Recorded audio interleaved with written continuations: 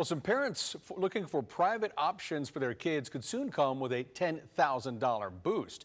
This session, state lawmakers are expected to debate a plan to give parents money to go to private schools. Some Republicans say this is about giving parents more choice. However, some Democrats argue this won't get more into private schools and it'll only hurt public options.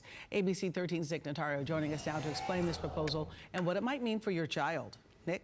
Now, here's the legislation right here that they're going to be debating here shortly down in Austin, or up in Austin. This isn't the first time state lawmakers have considered doing something like this. However, this time may be different, with the governor calling for parental school options.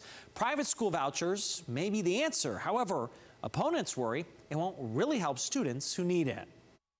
When it comes to where to send their children to school, some parents want more options. How much does school choice matter to you? A lot. Why? Tell us why.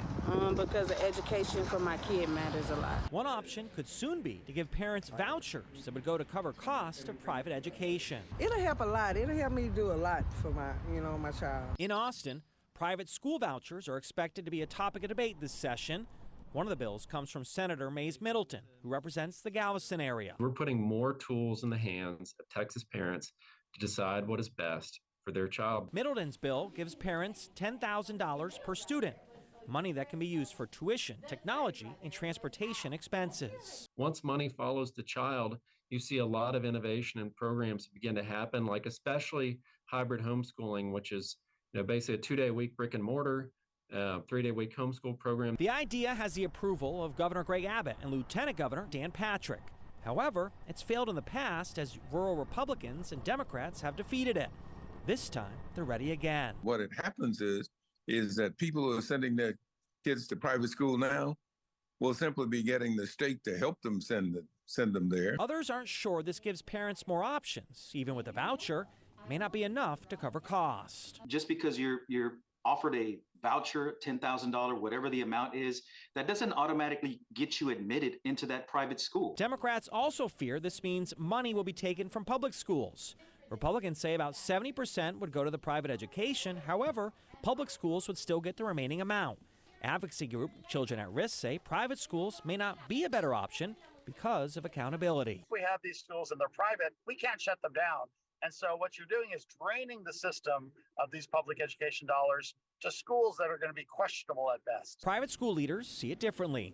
At Xavier Academy in Houston, officials say private options are great alternatives to public schools. If we have a proven track record where we can succeed, I think that's something that we can offer that other schools cannot. An option private school leaders say many students can't even explore because of money. They just find out what is your tuition and they see a number and that's it. The process stops there. This is why Republicans say they're pushing the bill this session to give parents more choice while still providing public schools with funding. And there's sure to be a debate that'll take center stage over it this session. It's empowering parents, and it's always the right thing to do when you're putting tools in the hands of parents to decide for themselves. Vouchers is a threat to the funding, a fundamental threat to our democracy because it undermines the ability to pay for public schools.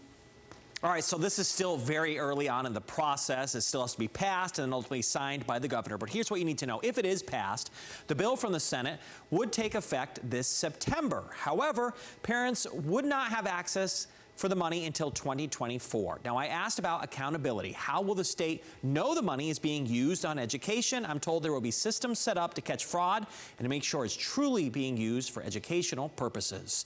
Nick Notario, ABC 13 Eyewitness News.